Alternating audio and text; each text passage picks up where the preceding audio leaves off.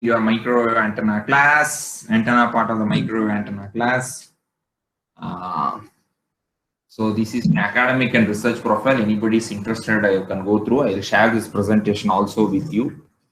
So right now we are doing module 3. In that we have understood what are the basic antenna parameters: radiation pattern, radiation intensity, directivity, power gain, beam width. In that, half power beam width between the first nulls. So far we have understood what is field radiation pattern, power radiation pattern, radiation intensity, and we have come up to directivity. So this is what we have understood till now in your module 3. So once again, I'm reiterating, in case of antenna, we are using spherical coordinate system and we are not using Cartesian or cylindrical coordinate system, because we have to find the power flow in a three-dimensional space.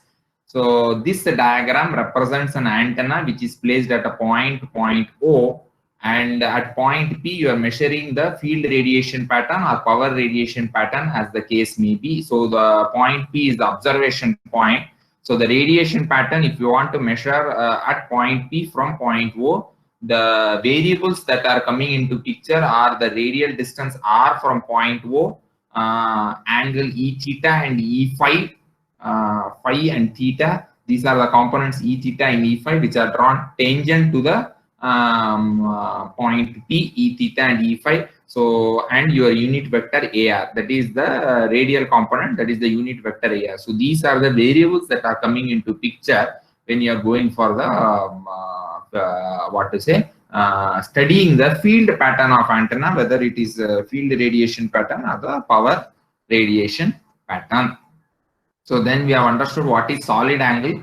So unlike a normal angle, when you are considering the radiation pattern of an antenna, you need to consider the solid angle, because you are dealing with a three-dimensional space, and the solid angle represented by omega. So you have three-dimensional space, you have components E theta and E phi being the variable components.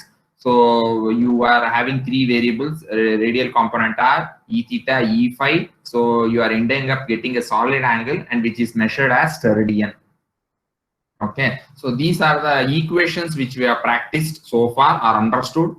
Power radiation pattern, power density PD theta comma phi as a function of theta comma phi is half of field square divided by Z naught, where Z naught is the intrinsic impedance of free space, and your electric field E theta is square root of E theta square and E phi square under root. So this is what we have understood about power radiation pattern. Then we have normalized this one, given value by maximum value, that is just mixing here, don't worry. Okay, then we have understood what is solid area or the beam area. This is also known as your beam area, sorry, solid angular beam area. It is expressed as steradian and defined as the integral of the normalized power pattern over a sphere, and the beam area, beam solid angle, is given by omega A is equal to surface integral of normalized power density as a function of theta comma phi d omega, where d omega is given by sin theta, d theta, d phi, and this is measured in steradians. And we are when the surface integral is expanded, you have double integration, phi varying from 0 to pi and theta varying from phi varying from 0 to 2 pi and theta varying from 0 to pi. So your omega A, or the solid angle or the beam area, is given by omega A, surface integral of normalized power pattern theta comma phi d omega. This is known as your exact method. There is also an approximate method which we will be understanding when we are doing the problems. Then we have understood what is your radiation intensity is defined as the power per unit solid angle. U of theta comma phi is given by square R square into power density, and its unit is watts per steradian. Power radiated can be found by surface integral of the PD as into differential surface area. Differential surface area is nothing but R square sin theta d phi. ds is given by R square sin theta d phi. Sin theta d phi is nothing but d omega, and R square into power density is nothing but radiation intensity. Average radiation intensity is given by power radiated by 4 pi. The last concept what we understood is directivity, directive gain or directivity, and which is given by power density by average power radiated. Average power radiated is given by power radiated by 4 pi R square. If you put 4 pi r square in the numerator, power density into r square is nothing but radiation intensity is given by u of theta comma phi, and your power radiated by 4 pi, this is nothing but your average power radiated. The directive gain is the measure of the concentration of the radiated power in the particular direction. So maximum directive gain is known as the directivity, which is given by power density maximum value by its average value. So far we have studied all this concept in your module 3 of antenna. So today we are starting our fresh class. So here I will be trying to do certain problems for you. Please be with me when I'm doing the problems. I request you to have your notebooks, pens, and calculators with you, so that you can start working working along with me, so that there is no double work for you, and your attendance in the class will help you to write the examination properly. So whatever I am doing is exactly as per syllabus. So these problems will come as a part of the syllabus for you. So this is the first problem which we are doing as part of the course in your antenna from your module 3. Please write down: determine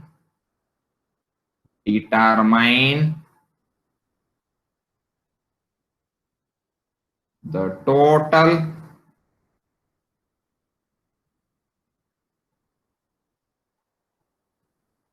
beam area for the antenna having its field pattern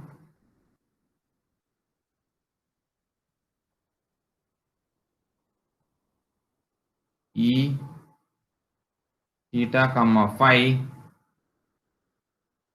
is equal to cos square theta for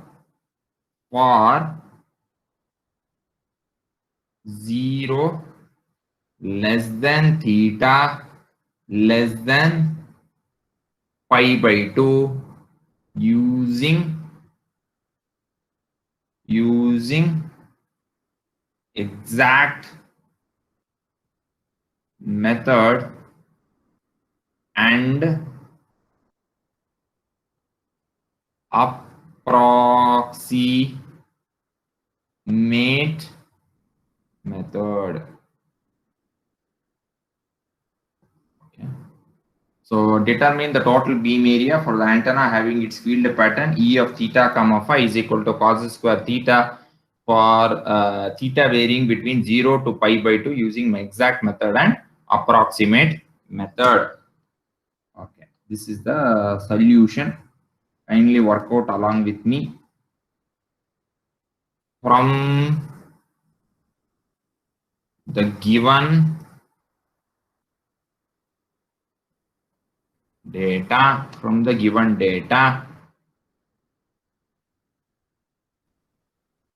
the field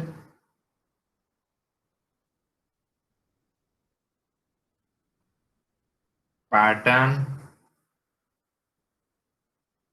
of antenna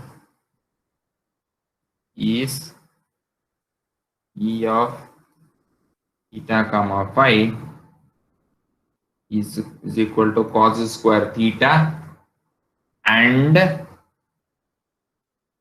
it is unidirectional, okay, it is unidirectional. Okay, normalized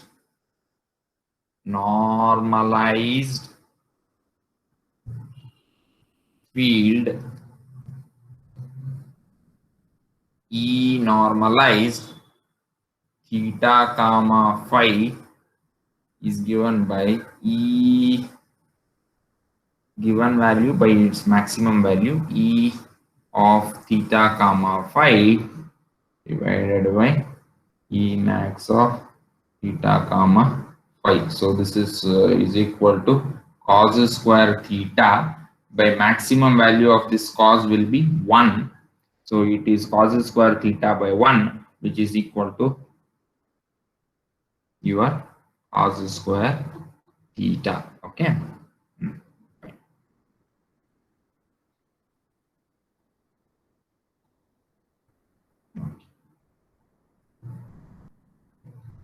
Next, you write down. With respect to normalized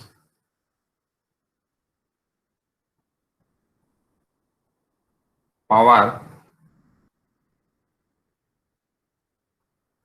normalized as a function of theta comma phi is nothing but square root, just you make the field square. I will tell you the reason later.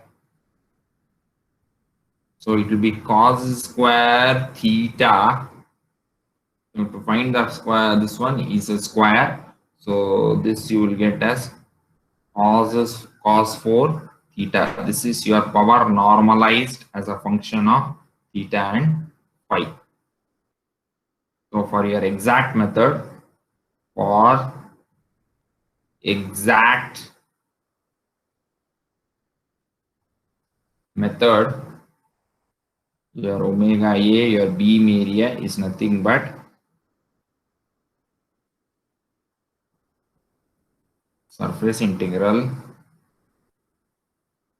of normalized power pattern theta comma phi d omega.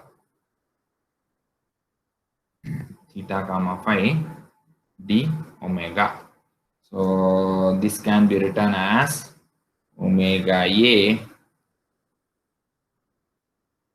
phi varying from, by default, take the range of integral of phi from 0 to 2 pi, and default theta ranges from 0 to pi. But what is the issue is, in the problem they are given theta varies from 0 to pi by 2. So right here 0 to pi by 2. So what is your power density is nothing but cos 4 theta d omega. Your d omega is nothing but sin theta d theta d phi. So I will rewrite, if I call this as equation 1, so I'll rewrite this equation 1 omega A. I'm doing step by step so that there is no confusion. If everybody were following what I am telling, you will be able to understand. So phi varying from 0 to 2 pi, theta varying from 0 to pi by 2, cos of 4 theta, cos of 4 theta d omega is nothing but sin theta d theta d phi. So this is what is the integration you are required to do. So in order to simplify this equation, so I'll be doing one small mathematical step. Please follow with me carefully. Let x is equal to cos of theta. Therefore, d of x is equal to minus sin theta d theta. So d of x is equal to minus sin theta d theta. To find out the limits, to find out the limits when theta is equal to 0 degree, when theta is equal to 0 degree. So substitute here. So now I'm changing the limits. I'm telling now let x is equal to cos theta. So d of x is differentiate both sides. What you will get minus sin theta d theta. When theta is equal to 0, when I substitute here theta is equal to 0. So cos of 0 will be 1. Therefore, what happens is cos of 0 degrees is equal to 1. So x is equal to 1.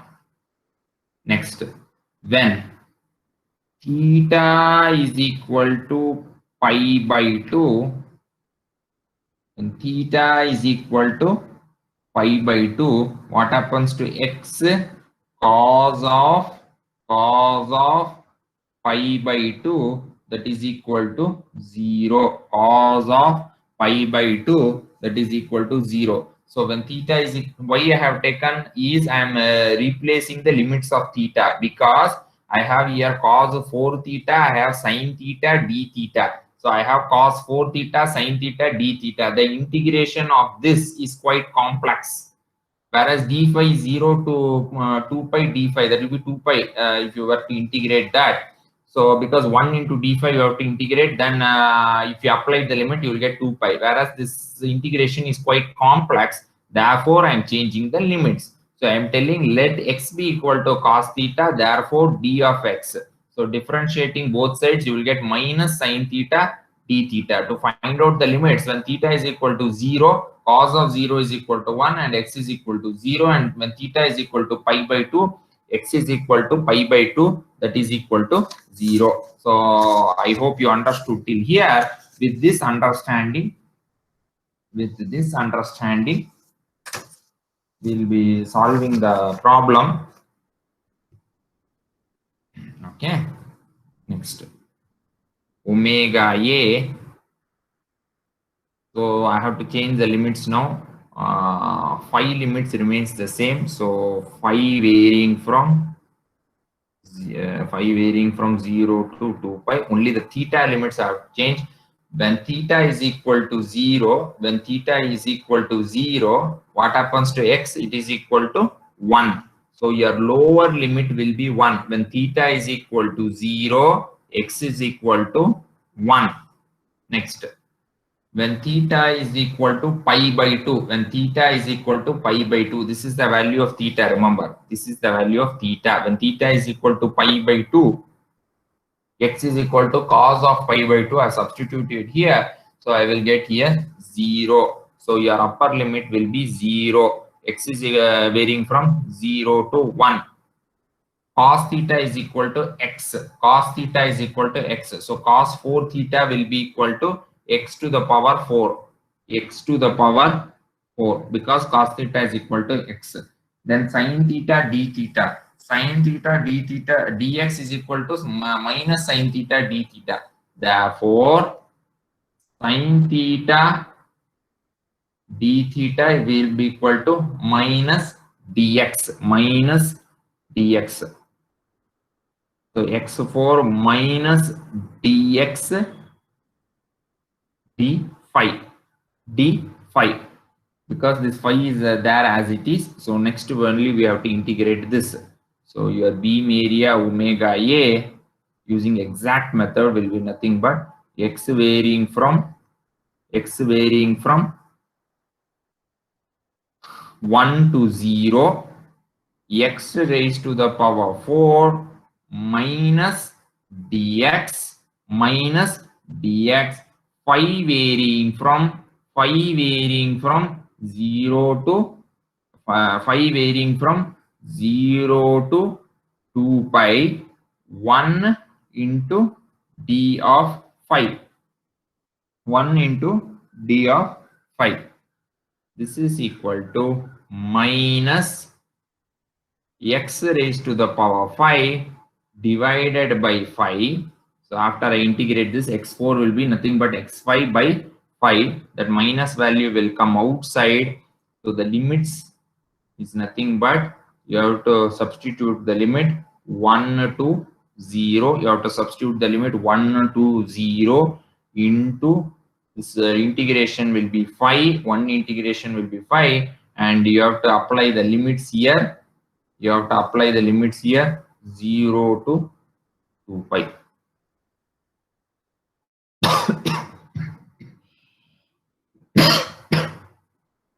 Excuse me. This is your omega a. here omega A will be equal to minus, so x is equal to 0. So minus sign I have taken outside. So upper limit minus, lower limit minus 1 upon 5. I'm substituting x is equal to 1 upon 5 and this will be 2 pi. Because this is 2 pi is upper limit, 2 pi minus 0, that is equal to 2 pi. So this is your beam area. This is nothing but 2 pi by 5, 2 pi by 5 steradian. 2 pi by 5 steradian. So if you were to multiply this, you will get here 1.256 steradian. This is your solid angle calculation using exact method. Omega S is 1.256 steradian. 1.256 steradian.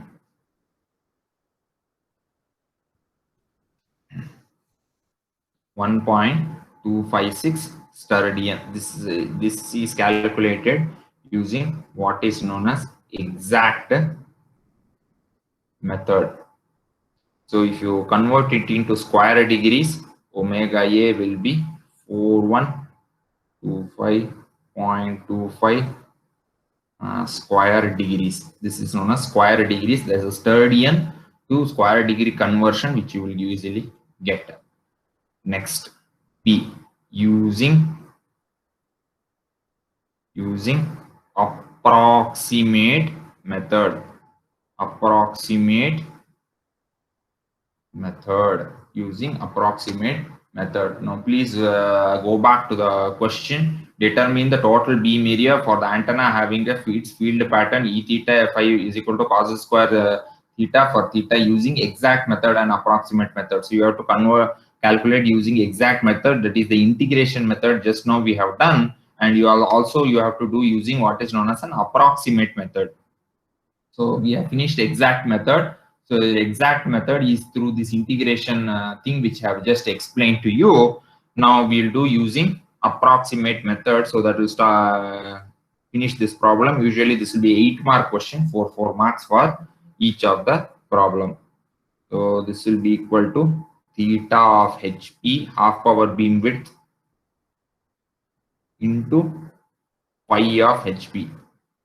So horizontal plane into vertical plane, half power beam width, if you multiply, so you will get your beam area using approximate method. So we'll be trying to see how to do this. Okay, please write down now. At half power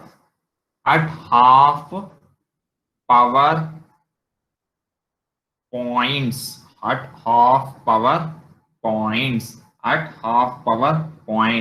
electric field, normalized value of electric field is equal to 1 upon root 2. This you have to remember. At half power points, normalized value of electric field is 1 upon root 2. Please remember that.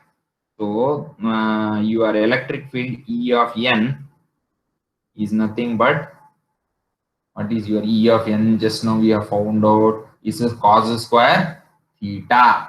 So E of n is nothing but cos square theta. So therefore cos square theta at half power point direction is equal to 1 upon root 2 is equal to 1 upon root 2. So what happens to cos of theta now? Therefore, what happens is cos theta is equal to 1 upon root 2, 1 upon root 2 whole raised to the power half. So therefore, theta will be equal to cos inverse of 1 upon root 2 whole raised to the power half.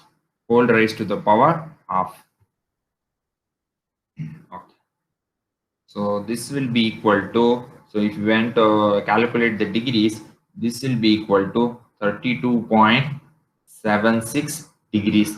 32.76 degrees. Okay.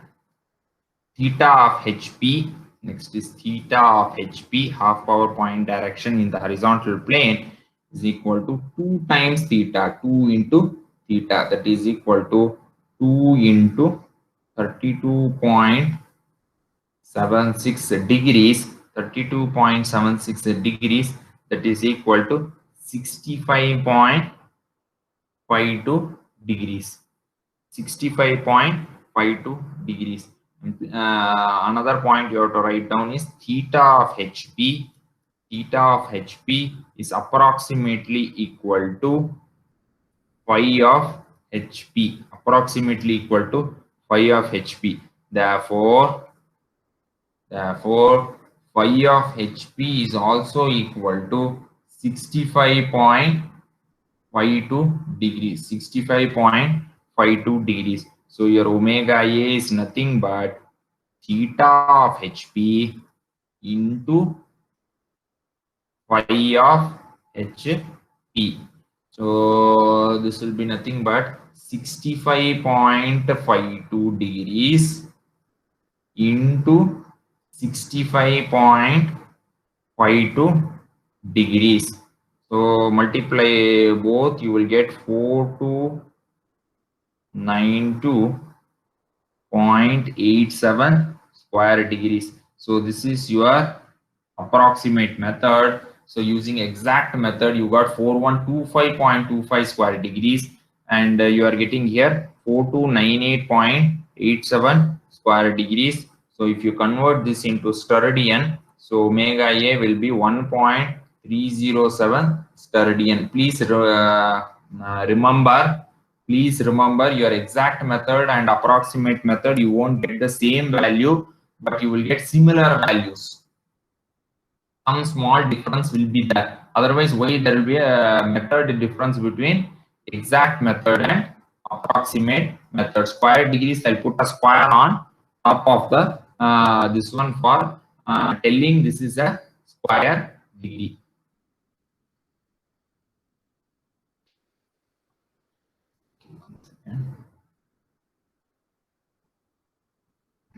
Okay. Please make a note. This is anyway not part of the problem, but important note for unidirectional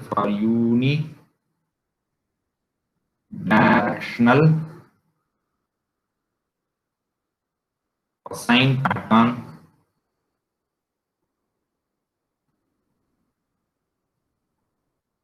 of theta, the limits is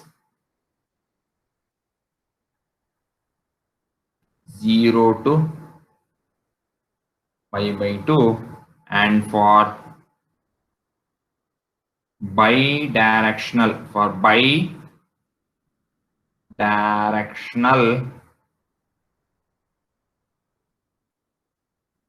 cosine pattern,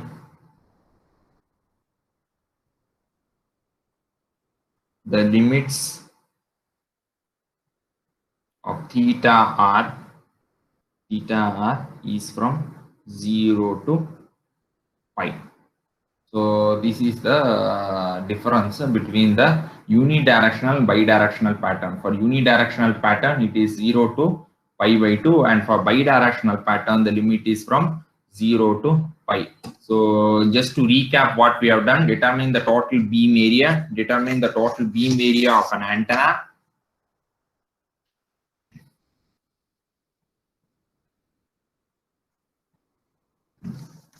determine the total beam area of an antenna having its field pattern. E theta is equal to cos square theta for theta varying from 0 to pi by 2 using exact method and approximate method. From the given data, the field pattern of the antenna is given as E theta is equal to cos square theta, and it is a unidirectional power pattern because theta varies from 0 to pi by 2. So the normalized field pattern is nothing but the given value by its maximum value. Given value is a cos square theta, and maximum value of this, if you substitute any limits, will be 1.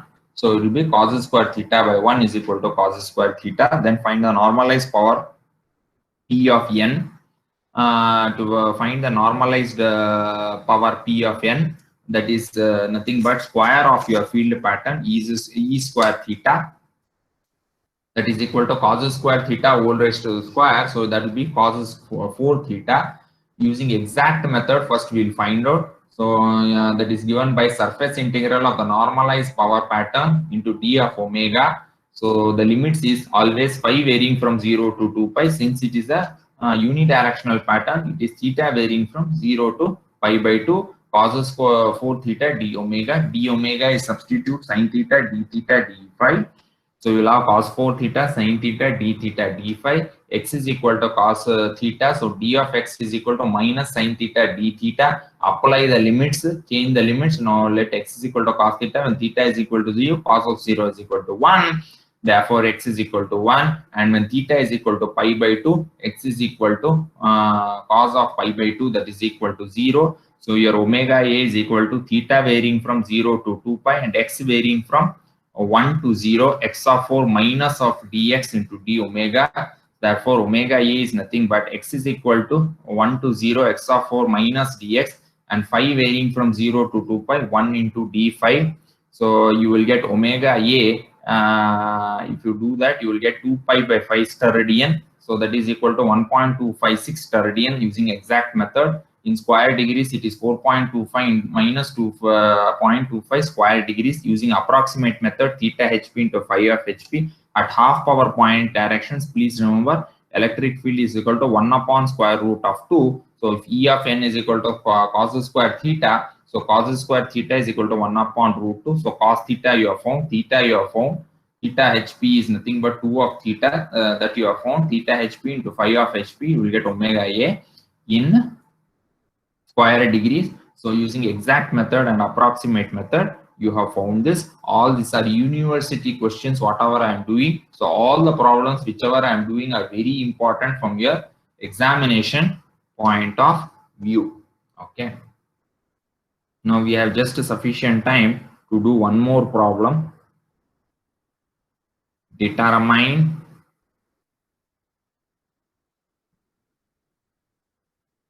the beam area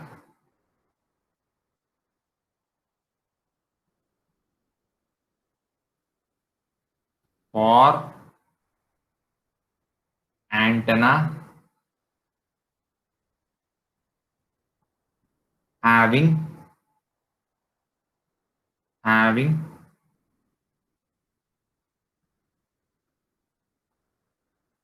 power pattern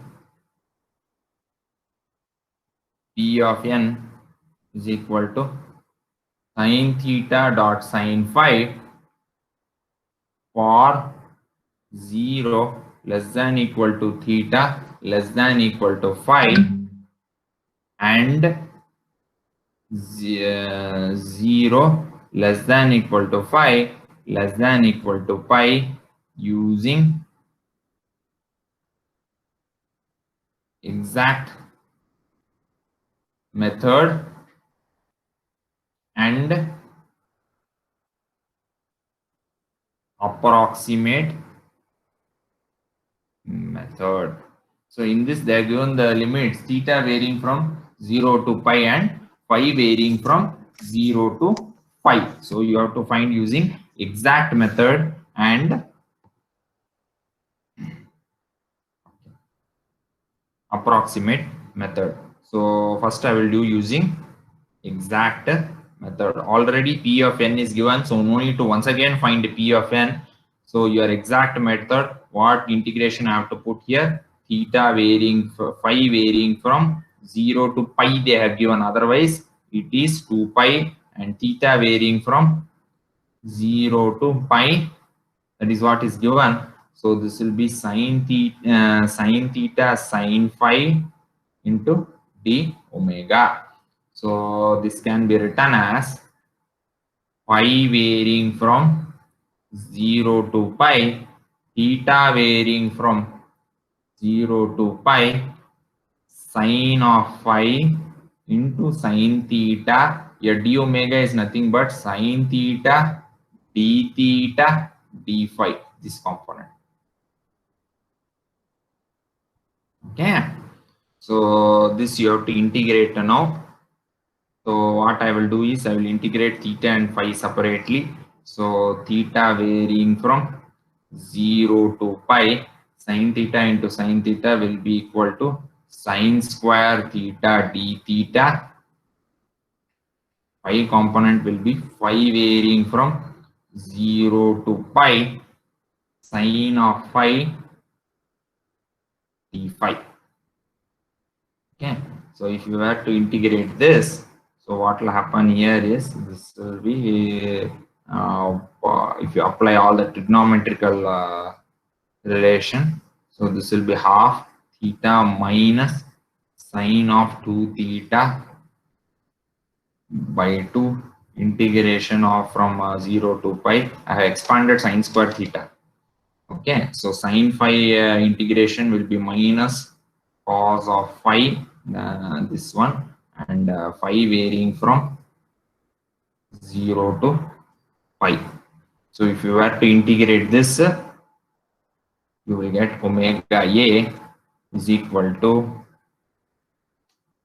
half, this will be pi, and this is going to be 2. Okay, so omega a is nothing but pi sterdian. Okay.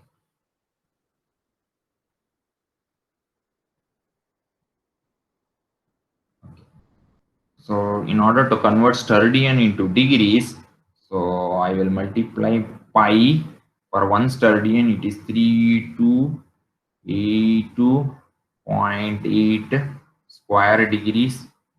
So if you can use the same formula for the previous one also. So 1 sterdian is 3282.8 square degrees. So that you will get as pi into this 3.14. If you multiply, you will get 3112.2 square degrees. There will be a minor variation in your calculator, so do not worry about that. So this is your omega a 10,312.2 square degrees.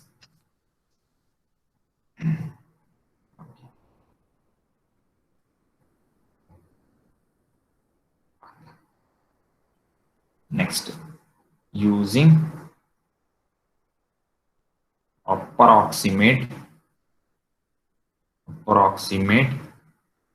method. The first one was exact method.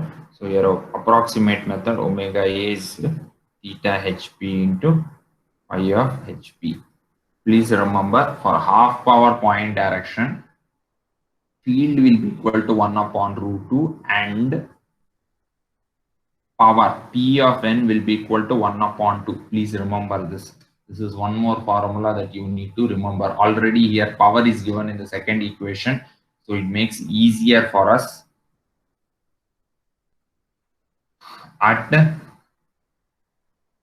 half power point direction, our normalized power is equal to 1 upon 2. So what is P of n given in the equation? Sin theta sin phi is equal to 1 upon 2. So P of n is nothing but sin theta sin phi is equal to 1 upon 2. Sin theta sin phi is equal to 1 upon 2.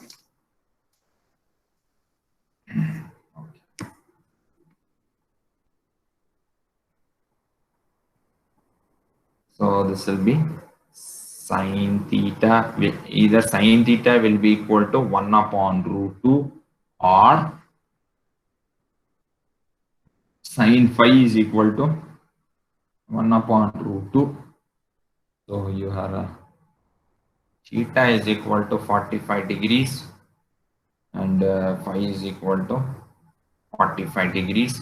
So theta of hp is equal to 2 times theta. So that will be 45 degrees into 2, that is 90 degrees. 45 into 2, that is 90 degrees. Okay.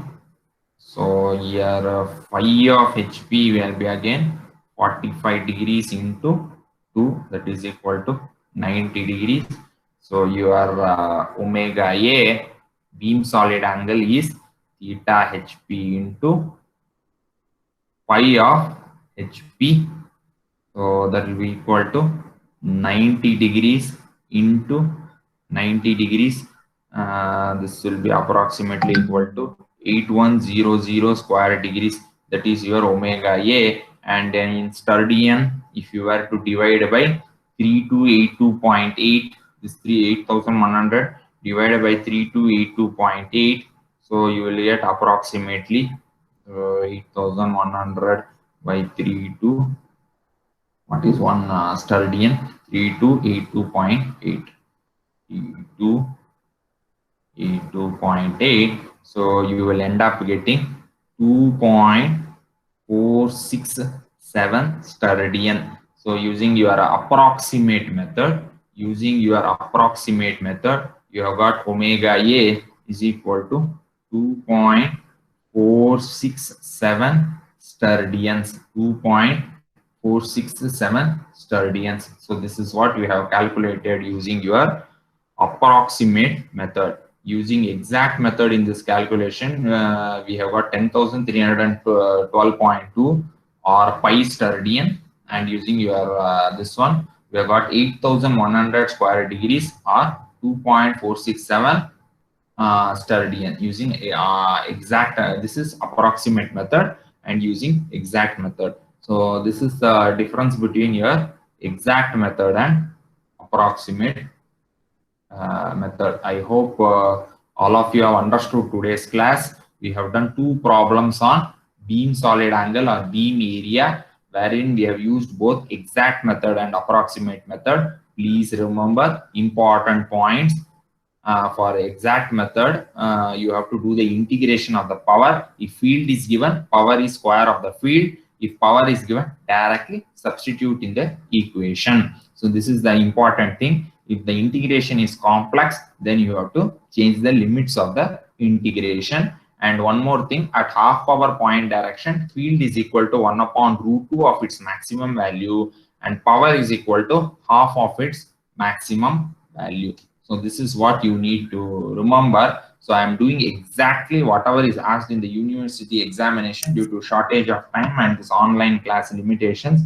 I hope you are enjoying and understanding